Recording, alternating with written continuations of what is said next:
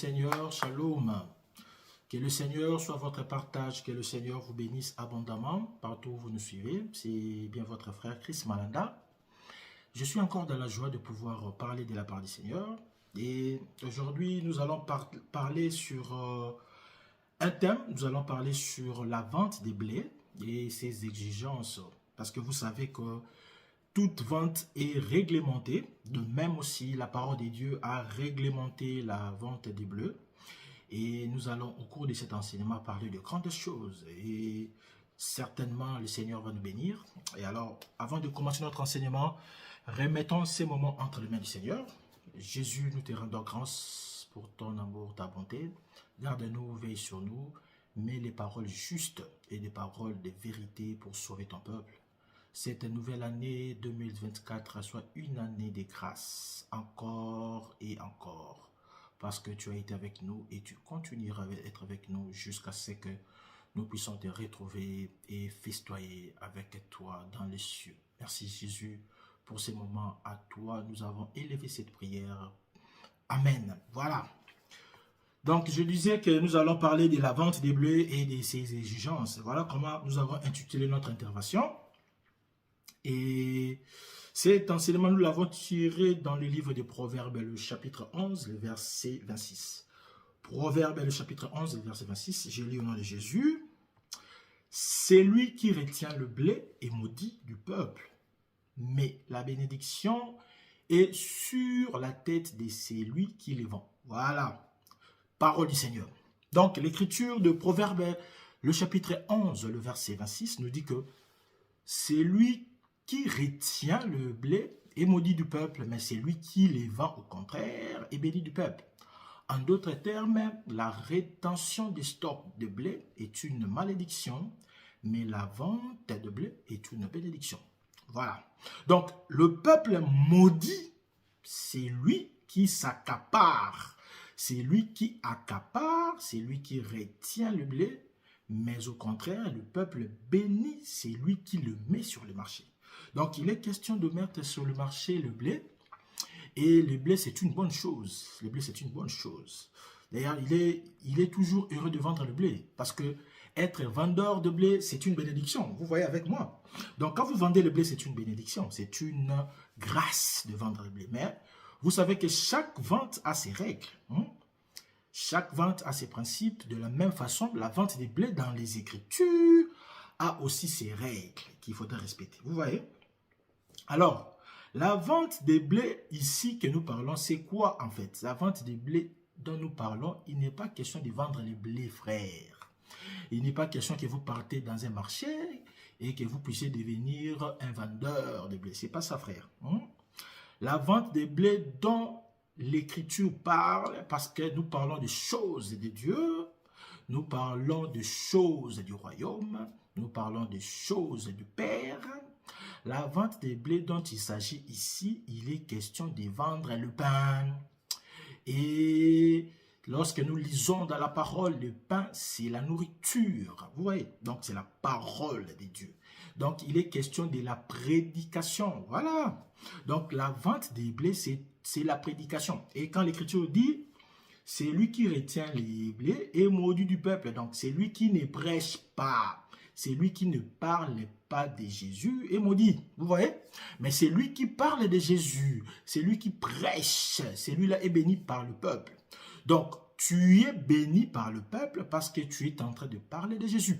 Tu es en train de prêcher, de parler de la part de Jésus. Ça, c'est une bonne chose. Vous voyez? Donc, la vente des blés, c'est la prédication. Parce que le blé, c'est le pain. Et le pain, c'est la parole de Dieu. Voilà. Parce que Jésus dit, l'homme ne vivra pas seulement de pain, mais de toute parole qui sort de la bouche de Dieu. Donc, ce qui sort de la bouche de Dieu, c'est une nourriture. C'est un pain, c'est un froment, comme nous allons le voir. Voilà. Mais lorsque nous lisons, nous sommes dans le livre de Genèse 42, le verset 6. Lorsque vous allez lire à la maison, vous allez constater quoi? Vous allez constater que Joseph en Égypte, pendant les temps de la famine, vendait le blé. Voilà. Donc, Joseph, c'est le vendeur du blé. Vous avez remarqué, hein?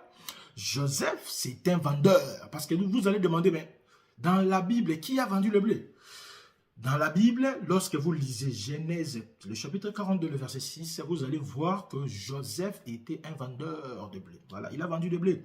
Il a vendu le blé quand? Pendant qu'il y avait la famine. Pendant que toutes les contrées qui environnaient l'Égypte n'avaient pas de pain, n'avaient pas de quoi se nourrir. Alors Joseph vendait le blé pour donner la vie. Voilà, vous allez le voir.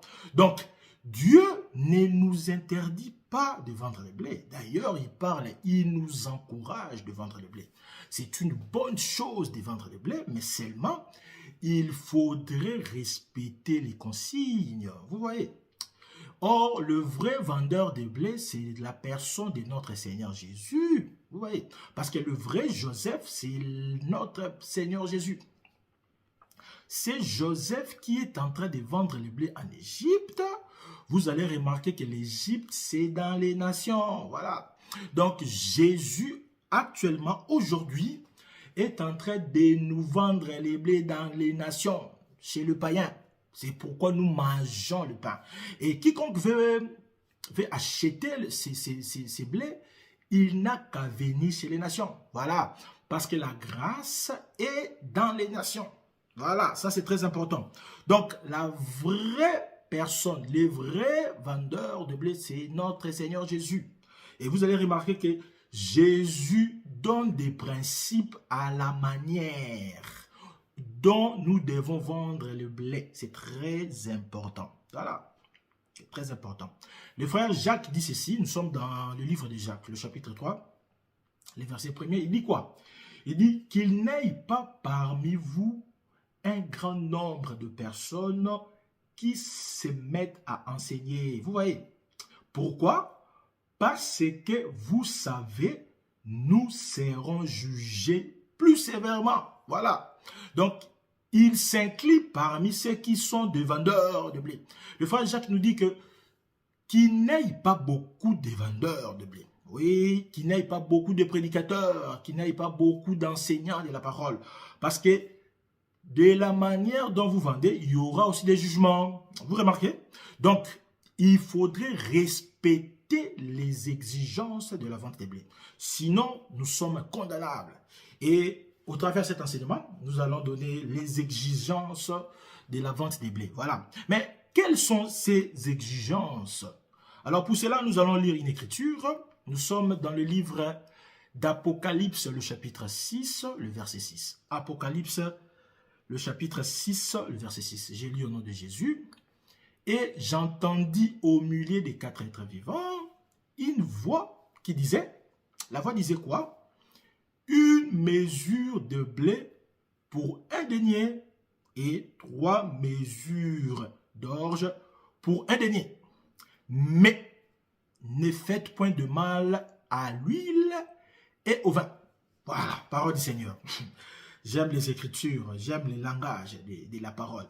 Remarquez, nous avons pris cette écriture d'Apocalypse, le chapitre 6, le verset 6. Pourquoi? Pour attester des exigences dans la vente des blés. Voilà. Nous sommes appelés à vendre les blés, mais dans cette vente, il y a des principes qu'il faudrait respecter. Et quels sont les principes? Lorsque nous regardons de près cette écriture d'Apocalypse, le chapitre 6, le verset 6, vous allez remarquer qu'il ressort de cette écriture deux choses.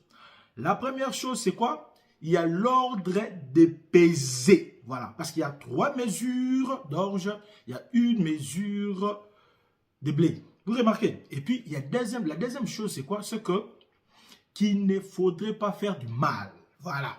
Donc, il y a l'ordre de peser, d'une part, et il y a l'ordre de ne pas faire du mal, de l'autre part. Voilà. Donc, voilà les deux grandes exigences lorsque vous voulez vendre le blé, frères et sœurs. Voilà.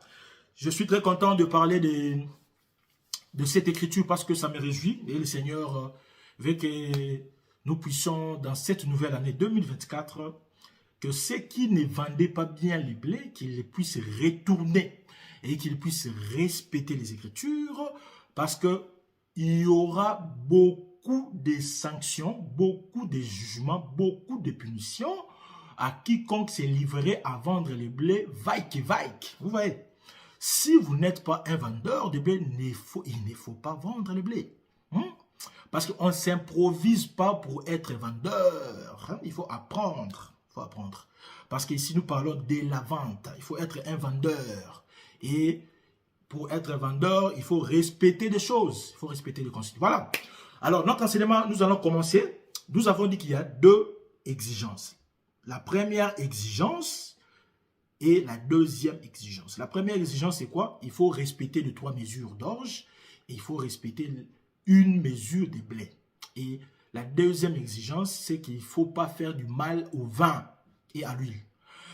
Ok, voilà. Alors, nous allons commencer pour la première exigence. La première exigence, c'est respecter les mesures. Il faut respecter l'ordre de peser. Voilà. Parce que l'Écriture dit quoi? On lui joint, on lui impose, on lui demande de peser. Il doit peser quoi? Il doit peser les blés, il doit peser l'orge. Voilà, il y a 2 choses. Il doit peser les blés, il doit peser l'orge. Mais lorsqu'il doit peser, il doit relever 3 mesures d'orge et puis 1 mesure de blé. Ok? Voilà, c'est très important. Mais quand on parle de peser, c'est qu'il y a une balance. Vous savez, voilà. Mais quand nous lisons Apocalypse, le chapitre 5, le verset 6 à 7, là, nous remarquons quoi? Parce que l'écriture d'Apocalypse dit, il y a une voix qui sortait du milieu des 4 êtres vivants, qui a donné cet ordre. Donc, l'ordre est venu de la voix. Et lorsque nous lisons cette écriture d'Apocalypse 5, du verset 6 à 7, vous allez remarquer que la voix, la personne qui est au milieu des 4 êtres vivants, c'est l'agneau. Voilà. Or, l'agneau, vous savez que c'est Jésus. Jean-Baptiste présenta Jésus comme l'agneau. Donc, les vrais agneaux, c'est la personne de notre Seigneur Jésus. Donc, vous allez remarquer que la voix qui sort du milieu des 4 êtres vivants, c'est la voix de notre Seigneur Jésus. Donc, l'ordre ne vient pas des hommes. Vous remarquez, l'ordre ne vient pas des anges, mais l'ordre vient de Dieu. Voilà. Ça, c'est très important, parce que ce que nous allons dire tout au long de cet enseignement, c'est un ordre du Seigneur. Voilà, c'est un ordre du Seigneur. Donc, l'ordre sort du milieu des 4 êtres vivants. Et cette voix, c'est la voix de notre Seigneur Jésus. Et la voix dit quoi? Qu'il faut peser. Parlant de peser, c'est qu'il y a une balance. Voilà. Alors, lorsque nous lisons la Bible, nous allons remarquer une chose. Nous sommes dans le livre de Proverbes. Proverbes, chapitre 6, le verset 11, la première partie. Là, vous allez lire que les poids justes sont à l'Éternel. Nous avons compris que la balance qui doit être utilisée pendant que vous vendez les blés, c'est la balance juste. Voilà. Or, la balance juste, c'est la balance de l'Éternel. L'Éternel, c'est la vérité. L'Éternel, c'est la lumière. Donc, nous sommes appelés à respecter des mesures. Et comme vendeurs de blé, nous devons utiliser, lorsque nous vendons le blé, la balance juste. Est-ce que vous me comprenez? Voilà, c'est très bon. Maintenant, nous devons comprendre c'est quoi cet ordre. 3 mesures de blé, 3 mesures plutôt d'orge et 1 mesure de blé. Voilà, ça signifie quoi? C'était la gâche. Alors, les 3 mesures et l'unique mesure de blé, les 4 mesures ont pour salaire un denier. Voilà. 3 mesures de blé pour un denier, 1 mesure de blé pour un denier. Alors, lorsque nous lisons la parabole des vendeurs ou la parabole des travailleurs de la ville, vous allez remarquer que nous sommes dans le livre de Matthieu, le chapitre 20. Donc, vous pouvez lire le premier verset jusqu'au 16e. Il y a la parabole là-bas. Il y a un homme qui sort cherchant des ouvriers. Il va engager des travailleurs pour la 3e heure, la 6e heure et puis la 11e heure. Voilà. Il y a des travailleurs qu'il a engagés et chacun des groupes de ces travailleurs, il leur a promis, ils se sont entendus pour un salaire de 1 denier. Donc, nous avons compris qu'un denier, c'est les salaires d'une journée. Voilà. Ça, vous allez lire à la maison et c'est vraiment facile. Donc, un denier, c'est un salaire d'une journée. Là, nous sommes dans Matthieu 20, le chapitre 20, dans le verset 1er jusqu'au verset 16. Vous allez lire à la maison. Il y a les ouvriers de 3e et 6e heure qui ont reçu un denier. Et puis, il y a les travailleurs de la 11e heure. Eux aussi ont reçu un denier. Voilà, c'est des salaires d'un travail dès la journée. Voilà. Alors, l'orge et les blés, c'est quoi? L'orge et les blés, ce sont des céréales, vous savez. Les deux céréales, dans la parole de Dieu, entrent dans la fabrication de pain. Vous voyez, nous sommes dans le livre de 2 Rois, le chapitre 4, le verset 42. Je lis au nom de Jésus. Il apporta des vivres à l'homme de Dieu, 20 pains d'orge et 20 pains de blé. Voilà. Donc, les blés et l'orge servaient à la fabrication de pain. Or, le pain, vous savez, nous avons déjà dit, et nous les rédigerons toujours, que le pain, c'est la parole de Dieu, c'est la nourriture que nous mangeons. Mais remarquez, lorsque nous lisons l'évangile selon Jean, le chapitre 6, le verset 8 à 9, qu'est-ce qu'il dit là-bas? Je peux lire pour vous. Un des disciples, André, frère de Simon-Pierre, lui dit, là, il va répondre à Jésus, il y a un jeune garçon qui a 5 pains d'orge et 2 poissons. Voilà.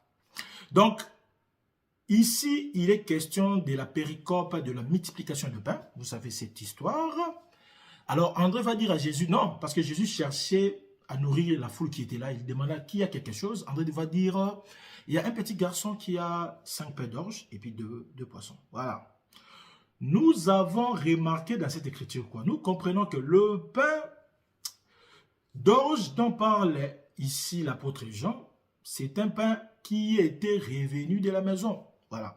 Parce que le jeune garçon avait ses 5 pains avec lui. Ce qui signifie que les jeunes garçons avaient ramené de chez lui les 5 pains. Est-ce que vous avez remarqué? Donc, c'est le pain du matin. Ah! Donc, nous avons compris que les pains d'orge, c'est le pain du matin. Or, c'est les matins que Dieu a parlé aux enfants d'Israël. C'est les matins que Dieu va se révéler aux enfants d'Israël.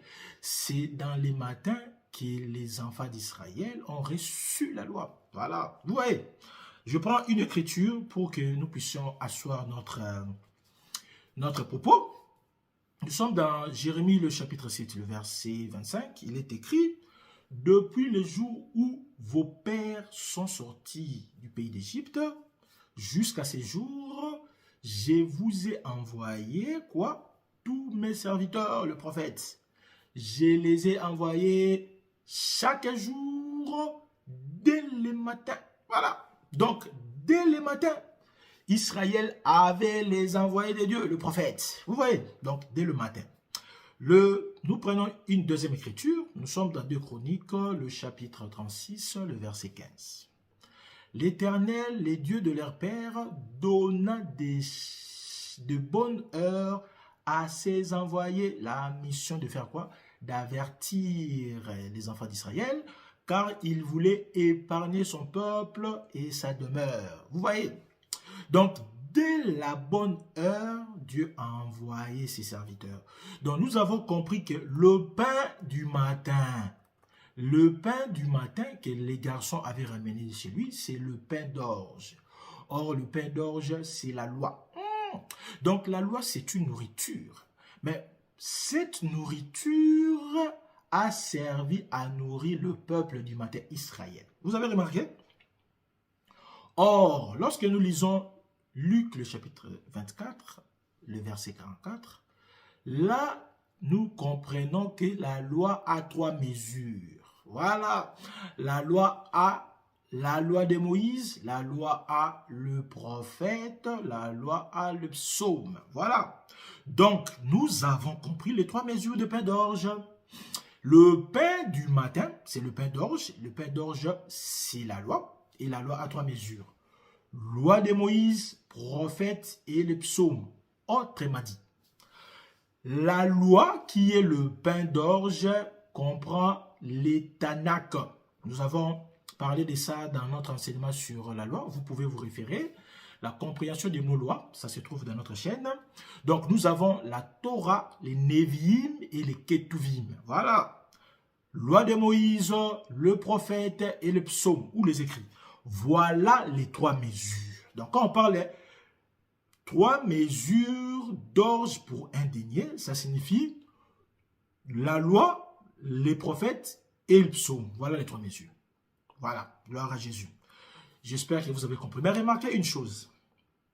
Ce pain que ce garçon a ramené de sa maison, ce pain n'a rien servi. Vous avez remarqué, les garçons avaient le pain, mais les 5 pains ne pouvaient pas nourrir la foule qui était là. Donc, le pain du matin n'a rien servi. En d'autres termes, le pain du matin n'a pas donné la vie, parce que le pain donne la vie. Vous remarquez, le pain n'a pas donné la vie, ce qui fait que le pain d'orge qu'avaient ces garçons n'a pas nourri le peuple. Autrement dit, je vais dire quoi? Je vais dire simplement que la loi, qui est ce pain d'orge, avec 3 mesures, loi de Moïse, psaume, prophète, n'a pas donné la vie. N'a pas donné la vie. Raison pour laquelle l'apôtre Paul va dire nous sommes dans 2 Corinthiens, le chapitre 3, le verset 6 à 7, que le Seigneur a fait de nous des ministres de l'esprit et non de la lettre, parce que la lettre tue, mais l'esprit vivifie. Vous avez remarqué que la lettre tue, c'est ça le pain du matin. Le pain du matin n'a pas donné la vie, parce que le pain du matin, c'était les ministères de la mort. Voilà, c'était les ministères de la mort. Vous allez remarquer que lorsque vous lisez Romains, le chapitre 5, le verset 14, que la mort a régné depuis Adam jusqu'à Moïse. Donc, ce qui signifie que le pain d'orge n'a rien servi, frère. Le pain d'orge qu'avaient ces garçons ne pouvait pas donner la vie à la foule, ne pouvait pas rassasier la foule qui était là, ne pouvait même pas nourrir toute la foule. C'est ça la loi. La loi n'a rien donné. C'est pourquoi, quand vous lisez le livre des Hébreux, vous allez voir que la loi n'a pas amené à la perfection. Ça n'a rien servi. Alors, il aurait fallu à Jésus de faire quoi? De prendre ce pain. Il va prendre ce pain, il va bénir, il va rompre ce pain. Et le pain va se multiplier. Voilà, là nous allons lire une écriture. Nous sommes toujours dans la même péricope, mais nous prenons l'évangile de Matthieu. Matthieu 14, le verset 19, il est écrit: il fit asseoir la foule sur l'herbe, prit 5 pains et les 2 poissons, romput les pains et les donna aux disciples qui les distribuèrent à la foule. Voilà. Donc, Jésus va prendre ces pains d'orge qui étaient revenus du matin. Il fait asseoir la foule. L'Écriture nous précise que la foule était assise le soir. Donc, voilà. On a ramené, parce que quand vous allez lire l'évangile, vous allez comprendre que c'était le soir. La foule a été assise le soir et Jésus va bénir le pain. Jésus va rompre ses pains et le pain va se multiplier. Voilà. Donc, en rendant la grâce avec ce pain qui était d'orge devient le blé. Gloire à Jésus. Mais pourquoi je dis ça? Je dis ça parce que ce pain qui était d'orge n'a pas nourri la foule. Lorsque Jésus le rompt, donne à ses disciples, ces pains nourrit le peuple. Voilà. Parce que Matthieu 14, quand vous lisez toujours Matthieu 14, vous prenez le verset 21, là, il est écrit quoi? Il est écrit, ceux qui avaient mangé ces pains, donc le pain multiplié, étaient environ 5000 hommes, sans compter les femmes et les enfants. Voilà. Ici, je n'entre pas, parce que ce n'est pas ma prédication. Pourquoi 5000 hommes, sans compter femmes et enfants? Là, vous pouvez consulter notre enseignement sur le pain imbibé dans une partie. Vous allez être richement béni là-dessus. Voilà. Donc, ce pain de blé a nourri la foule qui était là. Et l'Écriture dit environ 5000 hommes. Voilà. Donc, le blé sert de nourriture. Vous voyez? Parce que l'orge ne sert pas de nourriture au peuple. Mais le pain de blé a servi à nourrir le peuple. Ce n'est pas moi qui dis. Le prophète David nous le dit. Nous sommes dans Psaume 81, le verset 17. Je les nourrirai du meilleur froment et je les rassasierai du miel du rocher. Vous voyez? Donc, le froment qui est le blé sert à nourrir. Psaume 147, le verset 14. Il rend la paix à son territoire. Il te rassasie du meilleur froment. Donc, Dieu nous nourrit du blé. Maintenant, vous comprenez pourquoi que le sage Salomon dit il faudrait vendre les blés, il ne faut pas faire de stock. Parce que les blés servent à nourrir le peuple. Donc, nous avons compris, ce pain d'orge rompu a donné le pain des blés. Donc le pain de blé, c'est le pain du soir. Et le pain du soir, c'est la grâce. Voilà, gloire à Jésus. Donc nous avons compris deux choses. Il y a 3 mesures de pain d'orge. Il y a une mesure de blé. Les 3 mesures de pain d'orge, c'est la loi. Et la loi comprend 3 parties. La loi de Moïse, les prophètes et le psaume. Et puis, nous avons le pain de blé, c'est la grâce. Donc, nous avons la grâce et les 3 mesures. Voilà, gloire à Jésus. Alors, le pain du soir a donné la vie. Le pain du soir a donné la vie, contrairement à la loi qui n'a pas donné la vie. Parce que tous ceux qui ont servi pendant les temps de la loi, ils étaient des ministres de la mort.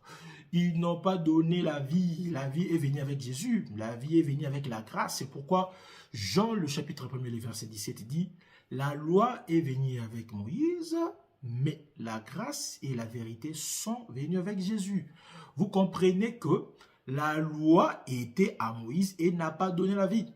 C'est ce que nous écoutons dans la bouche de Jacob. Nous sommes dans Genèse 42. Nous prenons le verset 2. Il dit quoi? Voici, j'apprends qu'il y a de blé en Égypte. Descendez-y pour nous en acheter là, afin que nous vivions et que nous ne mourions pas. Voilà. Donc, Jacob atteste que lorsque vous achetez les blés, vous n'allez pas mourir. Oh, gloire à Jésus. Donc, le pain de blé donne la vie. Et cette action-là de Jésus de rompre le pain, c'est Jésus qui est en train d'accomplir ce qui était écrit de lui dans la loi. Gloire à Jésus. Jésus a accompli ce qui était écrit de lui dans la loi de Moïse, dans le prophète et puis dans le psaume. Gloire à Jésus. Donc, rompre le pain ici, c'est accomplir la loi. Gloire à Jésus. Donc, qu'est-ce que nous devons retenir? Nous devons retenir que lorsque nous lisons dans le livre d'Apocalypse, le chapitre 6, verset 6, cela voudrait simplement dire quoi? Tous ceux qui ont travaillé au temps de la loi, c'est ça l'orge, le pain du matin, et tous ceux qui ont travaillé au temps de la grâce, et nous qui continuons à travailler au temps de la grâce, c'est le pain de blé, nous aurons un même salaire. Voilà. Et les salaires ici, c'est quoi? C'est un denier. Un denier ici, c'est quoi? Nous allons y revenir. Autrement dit, Apocalypse 6, le verset 6, le prophète qui ont travaillé toute la journée pendant les temps de la loi, Dieu les a payés indemnes. Mais nous aussi, les apôtres qui ont travaillé 1 heure avec Jésus ont reçu aussi indemnes. Donc, Dieu paye et les prophètes et les apôtres avec le même salaire indigné. Voilà, raison pour laquelle, frère, j'ai toujours prêché et je prêche que les prophètes, les saints qui nous ont précédés dans la mort ne peuvent pas partir avant nous. Les saints ne peuvent pas ressusciter avant nous pour entrer dans le ciel. Impossible, frère. C'est qui presque j'avais... Il y a des hommes qui sont dans les cieux, dans le paradis des dieux. Ici, je précise, il faut faire très attention. Parce qu'il y a le paradis des dieux qu'il ne faudrait pas confondre avec le paradis céleste. Parce que Jésus va dire à cet homme dans Luc 23, 46, « Aujourd'hui, tu seras avec moi dans le paradis. » Ce paradis-là, ce n'est pas à confondre, frère, avec le paradis des dieux.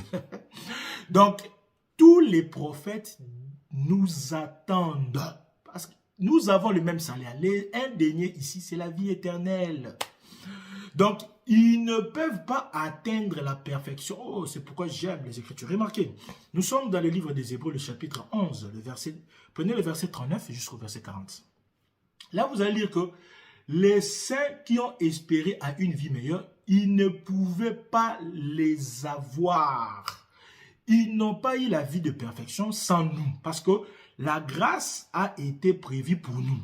Mais puisque ils ont prêché la grâce, comme l'apôtre Pierre lui dit, dans 1 Pierre, le chapitre 1er, 10 à 12, qu'ils ont espéré, avaient en eux l'esprit de Christ, les prophètes de l'Ancien Testament nous attendent tous les saints, en commençant par Adam jusqu'au dernier prophète Jean-Baptiste. Personne est dans le paradis de Dieu. Vous avez remarqué? Personne. Donc quand vous rêvez, j'ai vu tel dans le paradis, c'est vraiment de la rêverie. Voilà, c'est de la rêverie. Donc ici, Apocalypse 6, le verset 6, confirme que les prophètes qui ont travaillé le matin, et nous qui sommes les descendants des apôtres, qui travaillons 1 heure, nous aurons le même salaire indénié. Et les indéniés ici, c'est la vie éternelle. Personne est au paradis de Dieu. Voilà, personne. Qu'on ne vous mente pas, qu'on ne puisse pas vous enseigner des hérésies. Donc, c'est pourquoi l'apôtre Paul, en parlant de la résurrection dans 1 Thessaloniciens, 4, 1 jusqu'à 16, là-bas 17, et puis 1 Corinthiens 15, vous allez remarquer, il dit que au son de la trompette, à la voix de l'archange, les morts en Christ vont ressusciter et puis les vivants vont être transformés. Donc, nous serons ressuscités ensemble, frères. Et nous aurons les corps d'incorruptibilité ensemble parce que le Seigneur va nous attendre dans les airs et nous allons monter ensemble. Vous voyez? Donc, nous aurons le même salaire. Ils ne peuvent pas nous précéder. Vous pensez que la Bible est écrite par hasard? Non, non, non, non. Il y a l'harmonie. C'est pourquoi le prophète Isaïe dit, en consultant des livres d'Éternel, vous n'allez pas avoir les désordres. Parce que Dieu l'a ordonné ainsi. Il y a de l'ordre. Donc, retenez que le prophète qui ont travaillé pour un salaire d'un denier, et nous, les successeurs des apôtres, qui travaillons pour un denier, nous avons le même salaire, un denier, la vie éternelle. Gloire à Jésus. Voilà, ça c'était pour comprendre cette première exigence. C'était très, très important. Mais remarquez, qu'est-ce que nous devons retenir? Quand la Bible dit, quand Jésus donne l'ordre de peser, ça signifie il faudrait respecter les 3 mesures. Il y a 3 mesures d'orge. Vous avez compris que les 3 mesures d'orge ici, c'est simplement la loi, le prophète et le psaume. Et puis, il faudrait respecter une mesure qui n'est autre que la grâce. Autrement dit, cela signifie quoi? Cela signifie simplement que les chrétiens, lorsque vous voulez partager avec un frère, lorsque vous voulez parler de Jésus, il faudrait parler de Jésus dans son entièreté. Il faudrait commencer par l'ombre pour accéder à la lumière. Il faudrait commencer par l'Ancien Testament et pour expliquer le Nouveau Testament. Voilà, c'est ce que ça signifie. Alors, maintenant, je reviens pour les vendeurs. Les vendeurs de blé, qui n'est autre que les prédicateurs, le prédicateur doit savoir que lorsqu'il est en train de prêcher, il doit prêcher toute la Bible. Voilà. Il faut prêcher toute la Bible. Il faut prêcher l'orge, il faut prêcher aussi les blés. Tu veux vendre les blés, frère, c'est une bonne chose. J'ai toujours dit c'est une bonne chose. D'ailleurs, c'est une bénédiction. C'est vraiment quelque chose de merveilleux. Voilà. Malheur à moi si j'annonce l'évangile. Oui, c'est une bonne chose. Mais il faudrait respecter la règle. La consigne ici, c'est quoi? Qu'il faudrait que l'orge se trouve dans les blés. Voilà, c'est ça. C'est très important. Donc, quand vous vendez les blés, il faut savoir que quand tu vends les blés, dans le blé que je suis en train de vendre, il y a l'orge. Il y a l'orge. Cela signifie quoi? Cela signifie qu'il faudrait partir de l'orge pour expliquer les blés. Il faudrait partir de l'Ancien Testament, qui est l'ombre des choses à venir, pour atterrir au Nouveau Testament, frère. C'est pourquoi Ésaïe, le chapitre 8, le verset 20, dit quoi? À la loi et au témoignage, si l'on ne parlait pas ainsi, il n'y aura point d'aurore pour le peuple. Vous voyez? Si vous ne partez pas à la loi pour atterrir au témoignage, il n'y a pas de lumière. Or, la lumière, Jean 1er, verset 4, c'est la vie des hommes. Donc, quand vous ne prêchez pas comme ça, vous ne donnez pas la vie, c'est que vous êtes un ministre de la mort, ce qui signifie que vous faites partie de ceux qui vendent très mal le blé. Donc, il faudrait vendre bien le blé. Voilà, c'est très important. Donc, Ici, le prophète dit, nous sommes appelés à prêcher toute la Bible. Donc, il ne faut pas être monologue. Il ne faut pas être monolingue. Tu ne parles qu'une seule langue. Ici, je vais dire quoi? Il faut être plurilingue. Il faudrait parler plusieurs langues. Parce que vous allez savoir, vous allez être d'accord avec moi que la Bible a 4 langues. La Bible a la langue des connaissances, la langue de doctrine, la langue de prophétie, la langue des révélations. Vous voyez? Mais toi, tu ne prêches qu'une seule langue. Tu ne demeures que dans la doctrine. Tu es monolingue, frère. Donc, tu es en train de très mal vendre le blé. Vous avez remarqué? Parce que dans le langage de la Bible, il y a les songes qu'il faudrait donner l'interprétation. Il y a la parabole qu'il faudrait expliquer. Vous voyez? Il y a les parler en langue qu'il faudrait interpréter, frère. Alors, quand tu ne parles que les songes, il n'y a pas d'explication, le peuple ne va pas comprendre. Quand tu ne parles qu'en langue, il n'y a pas d'explication, il n'y a pas d'interprétation, il n'y a pas d'édification. C'est ce que l'apôtre Paul dit. Les parler en langue, c'est une manière de parler. Ce n'est pas le robobo. Non, ce n'est pas ça. Donc, quand vous parlez en langue, il est question de parler dans la révélation ou dans la prophétie. Parce que l'apôtre dit, les parler en langue qui est interprétée vos prophéties. Ah, vous avez remarqué? Donc, il faudrait expliquer des choses. Il ne faut pas être monologue. Quand tu es monologue, dites-vous, vous êtes en train de vendre très mal les blés. Donc, vous ne respectez pas les mesures. Or, l'ordre est donné par Jésus. Il faut respecter les poids. 3 mesures et 1 mesure. Pas plus, pas moins. Voilà, c'est ça. Mais aussi, il n'y a pas seulement des monologues. Mais il y a aussi... Il y a ceux qui vendent le blé, mais qui ne regardent que l'orge ou qui ne regardent que le blé. Ici, je vais dire quoi? Quand vous vendez le blé, il faut vendre 3 mesures et 1 mesure. Il ne faut pas vous focaliser sur les 3 mesures et vous jeter l'1 mesure. Ce n'est pas normal. Parce qu'il y a des prédicateurs qui sont spécialistes de l'Ancien Testament. Voilà. Ils ne prêchent que l'Ancien Testament, ils ne touchent jamais le Nouveau Testament. Ou sinon, ils prêchent le Nouveau Testament, ils touchent difficilement l'Ancien Testament. Donc nous comprenons que ces vendeurs de blé, c'est un mauvais vendeur. Voilà, c'est un mauvais vendeur. Nous prêchons toute la Bible, de l'Ancien jusqu'au Nouveau Testament. Autrement dit, je ne peux pas vouloir me consacrer sur une version. Il y a des prédicateurs, je peux dire docteur en Louis II. C'est un spécialiste de Martin. C'est un spécialiste de Darby. Non, frère. Donc, vous sondez Darby, vous sondez Louis II, croyant trouver en elle la vie éternelle. Non, frère, c'est faux. Nous, dans l'évangile de Christ, parce que l'évangile de Christ, c'est l'évangile éternel. Ça a commencé depuis l'éternité, cette parole, et demeure intacte. Le fondement est solide.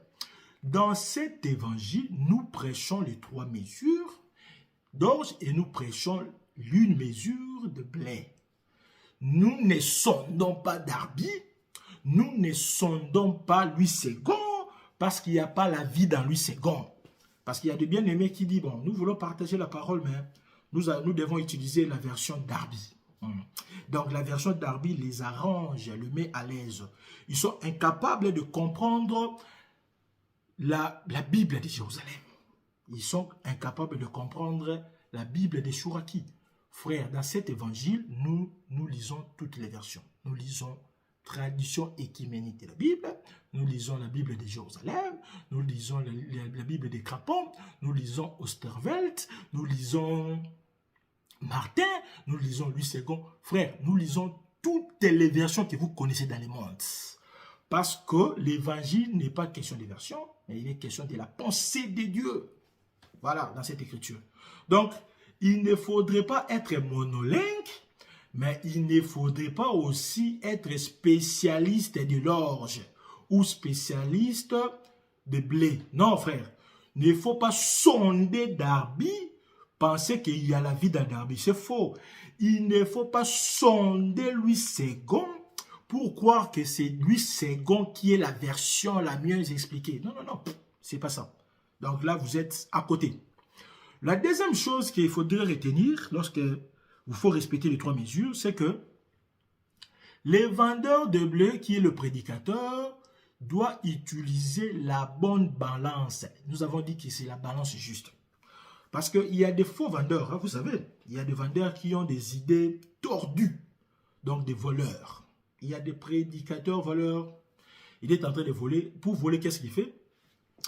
Quand tu prêches, il ne faut pas enlever des mesures. Donc, lui, il vend, il enlève des mesures.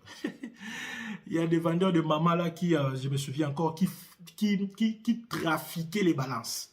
Ils vont mettre des bougies dans des gobelets qu'ils vendent. Ils vont mettre des bougies dans le poids des balances pour que les poids ne soient pas justes, frère. Non. N'enlevez pas de mesures. On a dit 3 mesures. Prenez 3 mesures. On a dit 1 mesure. Prenez 1 mesure. C'est ça. Il faut faire très attention. Quand je dis ici, enlever les mesures, ici, je vais dire quoi? Ici, ça signifie simplement, il ne faut pas utiliser une balance fausse. Si la balance juste, c'est à l'Éternel, donc la balance fausse, c'est pour les diables.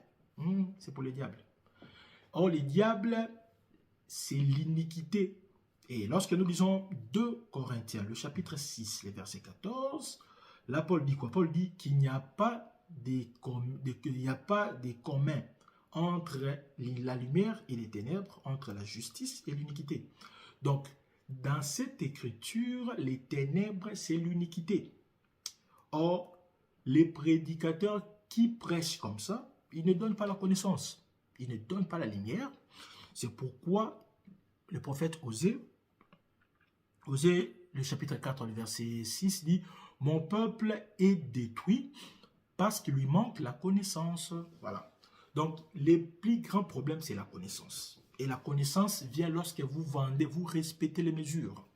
Il faut respecter les mesures, sinon vous allez vendre l'ignorance. Et l'ignorance, je m'excuse, l'ignorance, c'est la mort. L'ignorance, c'est la destruction, frère. Vous avez remarqué? Donc, il faut faire très attention. Donc, la balance fausse a pour but de faire quoi? De tromper. Je m'excuse, je prends un peu de l'eau. Voilà. Donc, la balance fausse, c'est une balance qui a pour objectif de tromper. Ce n'est pas moi qui le dis. Osée 12, le chapitre 12, le verset 7 dit « Ephraïm est un marchand qui a dans sa main des balances fausses. Il aime à tromper. » Donc, quand vous utilisez la fausse balance, c'est pour tromper. C'est pour tromper. Enlever les mesures, ça signifie quoi? Ça signifie vous sauter les Écritures, ça signifie vous couper les Écritures. Voilà. En d'autres termes, vous êtes un voleur. Parce que ce n'est qu'un voleur qui va utiliser des ruses pour voler les clients. Or, quand vous volez les clients, vous ne vendez pas correctement les blés. Donc, vous êtes en train de sauter les Écritures ou vous êtes en train de couper les Écritures. Là, nous allons lire. Sauter les Écritures, ici, je vais dire quoi? Sauter les Écritures, il faut retenir premièrement, c'est falsifier les Écritures. Nous sommes dans 2 Corinthiens, le chapitre 2, le verset 17. Là, je dois lire. Je lis au nom de Jésus. Car nous ne falsifions point la parole de Dieu, comme font plusieurs, mais c'est avec sincérité, mais c'est de la part de Dieu que nous parlons en Christ devant Dieu. Voilà. Donc, Paul dit, il a parlé des Écritures de la part de Dieu sans falsifier la parole de Dieu. Falsifier la parole de Dieu, ça signifie quoi? Ça signifie faire des commerces.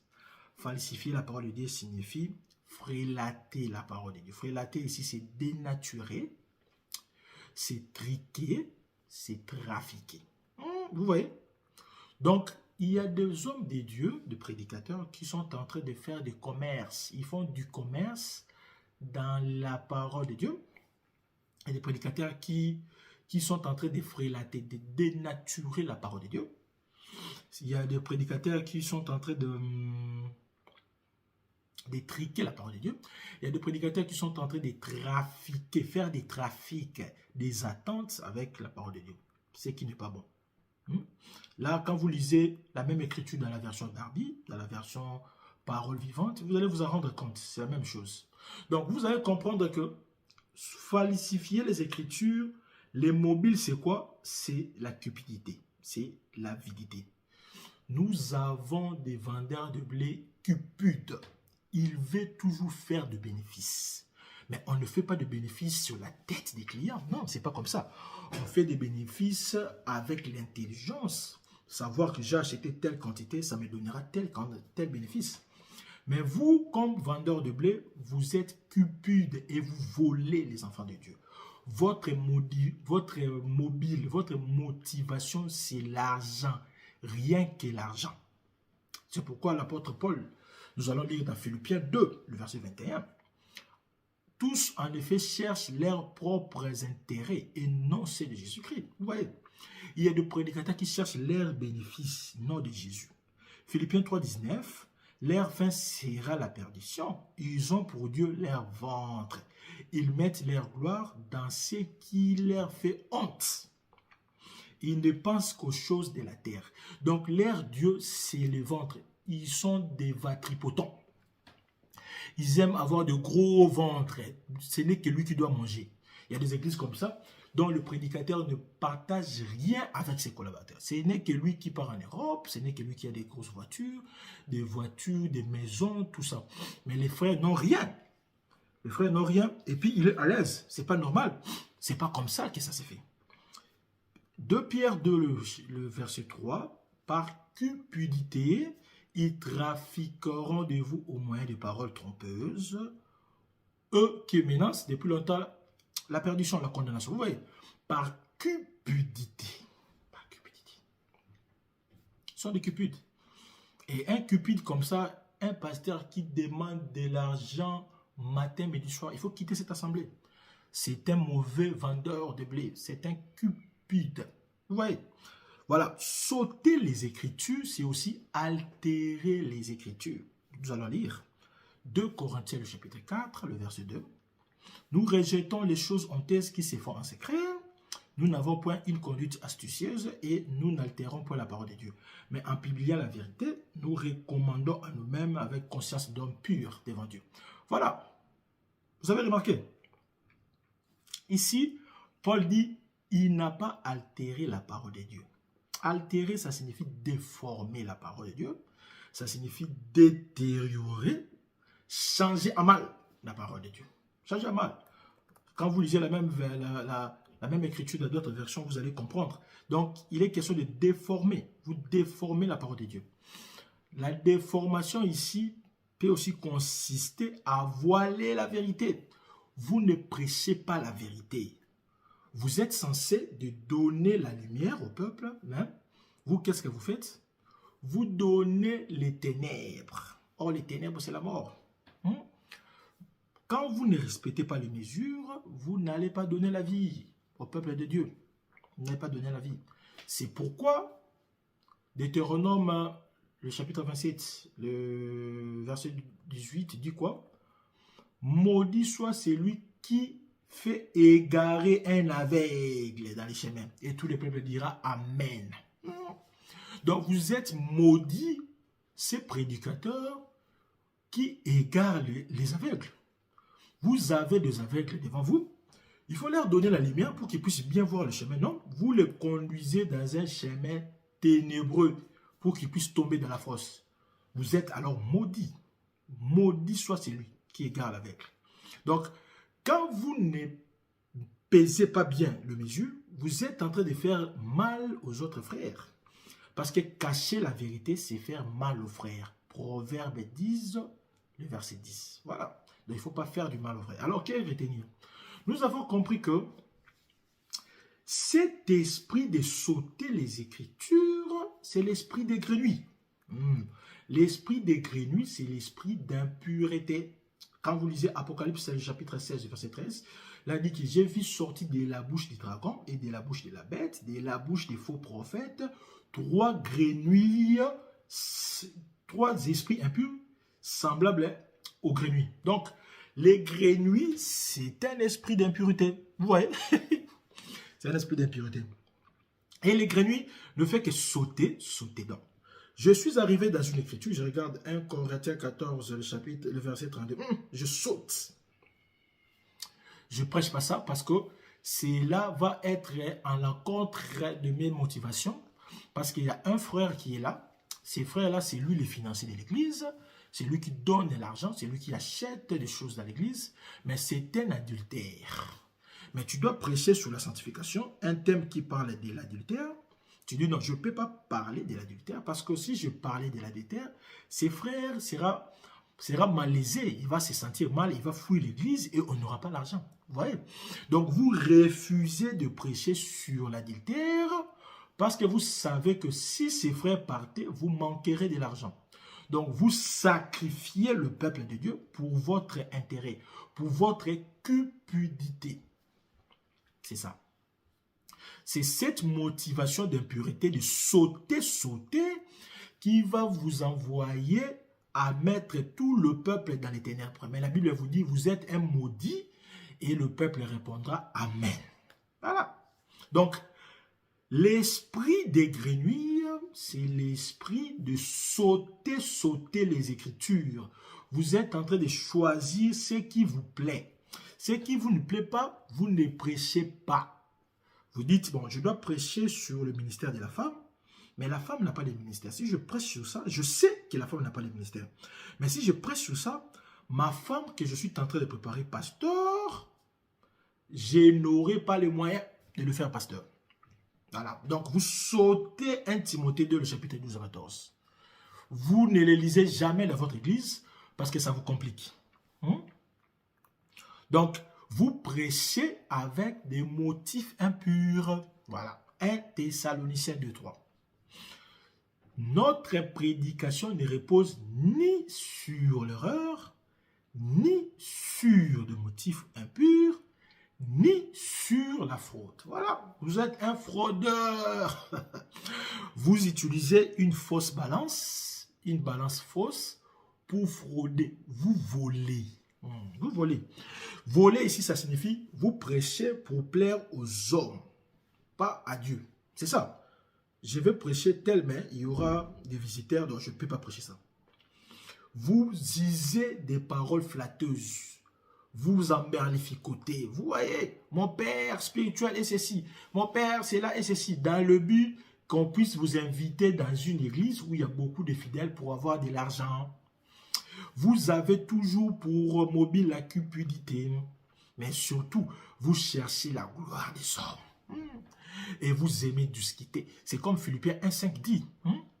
Quelques-uns, il est vrai, ils prêchent avec de bonnes intentions. Mais d'autres, non, avec l'esprit des disputes. Pour se faire voir, c'est moi qui ai commencé l'évangile éternel. Comme si c'est lui qui est l'auteur de la Bible. C'est moi qui ai premier à enseigner tel enseignement. C'est moi qui ai fait ceci. C'est moi qui ai.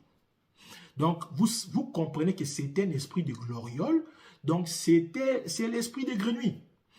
Il veut sauter pour des motifs impurs, pour la fraude.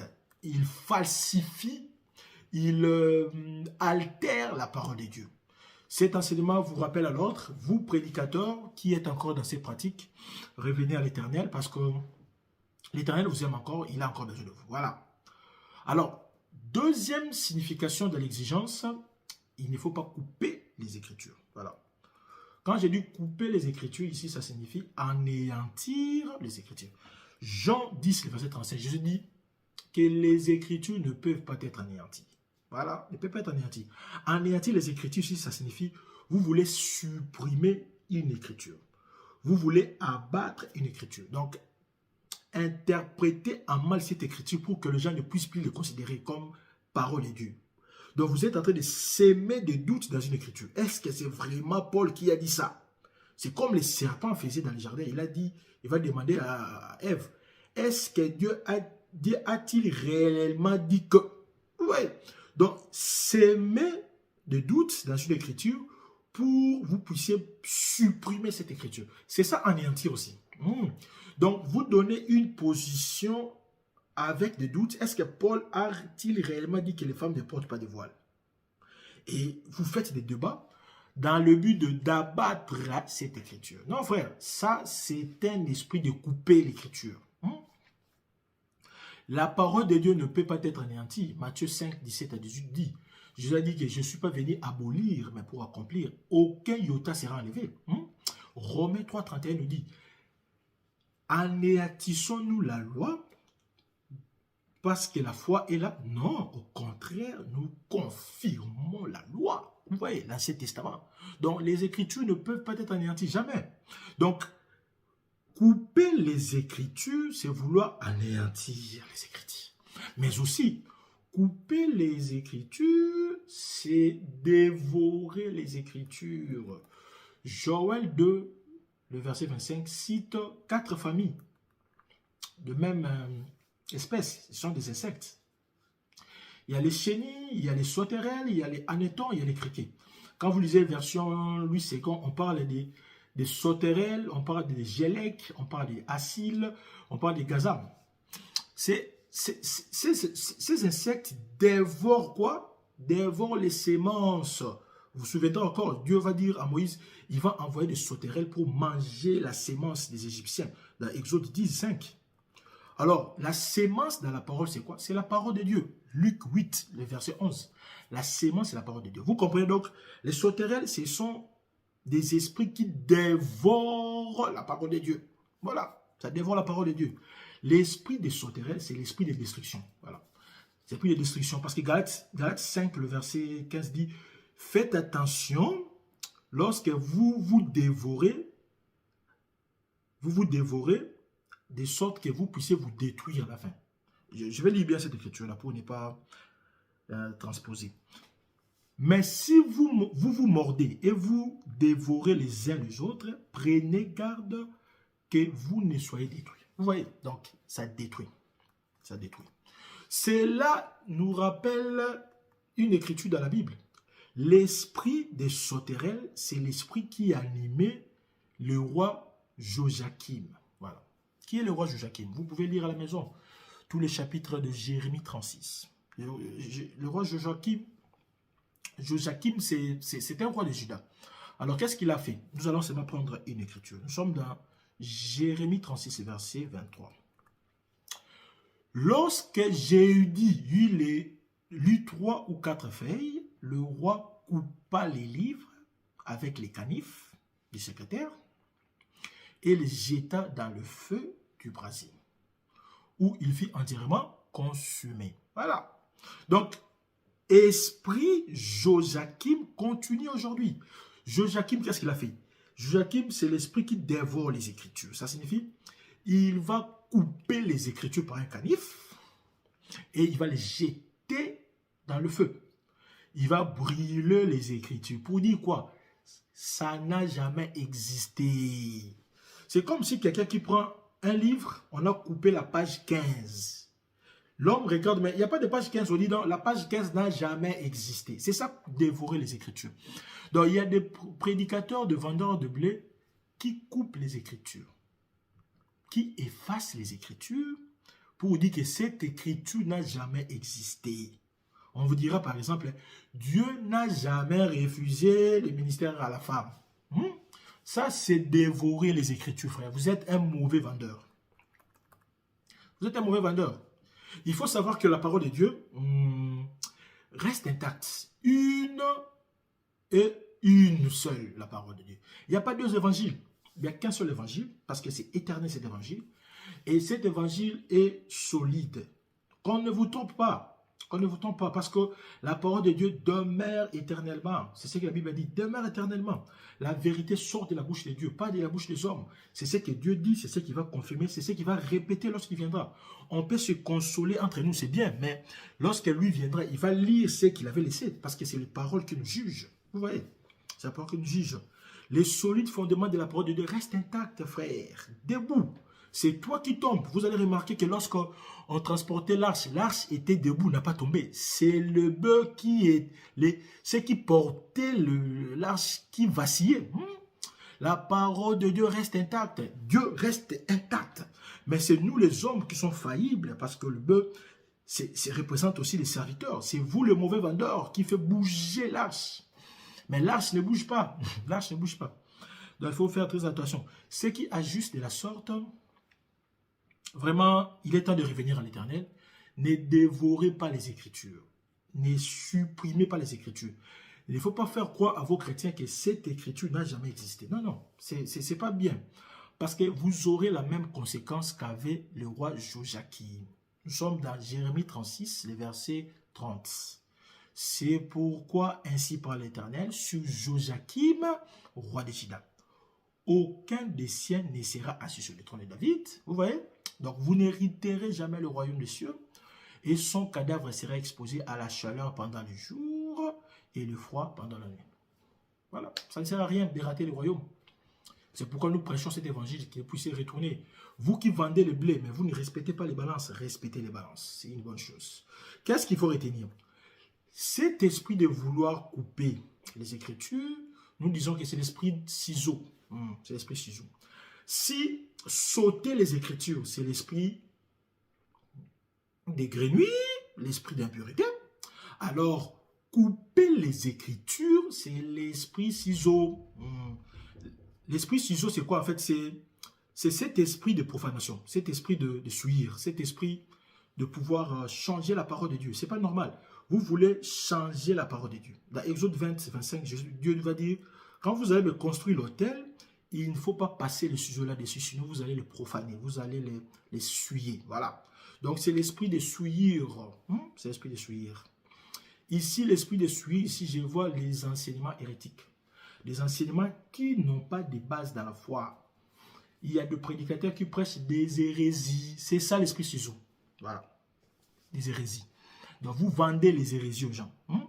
Je vais prendre une écriture. Nous sommes dans 2 Timothée, le chapitre 2, les versets 16 à 18. C'est Paul qui dit à Timothée, « Évite les discours vains et profanes, car ceux qui les tiennent avanceront toujours plus dans l'impiété, et leur parole rongera comme la gangrène. De ce nombre sont Hyménée et Philette, qui se sont détournés de la vérité, disant que la résurrection est déjà arrivée, et qui renversent la foi de quelques-uns. » Voilà, renverse la foi de quelques-uns. Donc, c'est pas bon. Esprit Hyménée, esprit Philette continue jusqu'aujourd'hui. Donc, il y a des prédicateurs qui vous disent que la résurrection, il n'y aura pas de résurrection. Non, c'est pas normal. S'il n'y a pas de résurrection, alors vaine est notre foi. Comment il peut y avoir la résurrection? Moi, je suis ici. Non, impossible. Moi, je ne peux pas rester. Parce que nous confessons que nous allons ressusciter, mais nous allons voir le Seigneur. Donc, la résurrection n'est pas encore arrivée. Parce qu'il y a des prédicateurs qui confondent les calendriers prophétiques. Vous vendez le blé, mais vous ne savez pas marcher dans les calendriers prophétiques. Ça, ce n'est pas normal. C'est pas normal. Donc, il faut faire très attention. Et c'est pourquoi l'apôtre Pierre avait dit, à partir de cet esprit Irénée, cet esprit Hyménée et Philette, il y a des gens qui vont introduire des hérésies, des sectes pernicieuses. 2 Pierre 2, le chapitre 2, le verset 1er. Il y a parmi vous de faux prophètes et il y aura même parmi vous de faux docteurs qui introduiront des sectes pernicieuses. Voilà. Donc, ce sont des hérésies. Je vous donne un exemple de coupé. Adam a connu sa femme, ils ont donné naissance à Caïn. Et ils vont dire, non, non, non, ils vont couper Genèse 4, le chapitre 4, le verset 1er. Ils vont dire, non, non, les serpents a connu Ève et ils ont donné Caïn. Vous comprenez cet enseignement? C'est un enseignement hérétique. C'est un esprit de ciseaux. Et puis, c'est une hérésie. Je vous donne un deuxième exemple. Toute la dîme de la terre, soit des récoltes, soit des fruits, appartient à l'Éternel. Et ils vont couper cette écriture. Qu'est-ce qu'ils vont dire? Ils vont dire que tous les revenus sans exception, salaire, rémunération, bénéfices, tout ce que vous ferez dans votre vie, c'est ça la dîme. Donc, quand on vous prêche la dîme en argent, dites-vous c'est une hérésie. Bien que la dîme n'existe même plus. Donc, c'est une hérésie. Donc, on coupe les produits de la terre, des récoltes, des fruits. On vous dit non, non, c'est tous les revenus sans exception. Donc, vous vendez les beignets, les bénéfices, il faut donner au pasteur. C'est une hérésie. Vous comprenez que vous avez affaire à un coupeur des Écritures. C'est un mauvais vendeur. Voilà. Donc, il y a beaucoup d'exemples d'hérésies que nous ne pouvons pas citer ici. Voilà. Parce que l'Esprit avait dit expressement, dans le dernier temps, les gens vont se détourner de la foi. Et ils vont suivre des pratiques des démons. C'est justement ce qui se passe. Ces hommes-là, ce sont des faux prophètes, ce sont des faux docteurs, c'est l'ensemble de tous ces hommes qui sont faux. Mais il ne faut pas regarder les ailes qu'ils ont de l'évangile, parce que Paul a dit ça, Galates 4, 17. Galates 4, 17, il faut lire ça. Les ailes qu'ils ont pour vous n'est pas pure.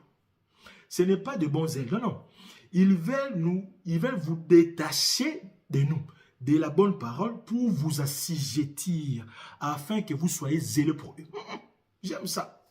Donc, ce sont des gens avec des ailes diaboliques. C'est pas bon. Voilà. Donc, ça, c'était la première exigence. Et puis, la deuxième exigence, c'est quoi? On avait dit qu'il ne faut pas faire du mal au vin et à l'huile.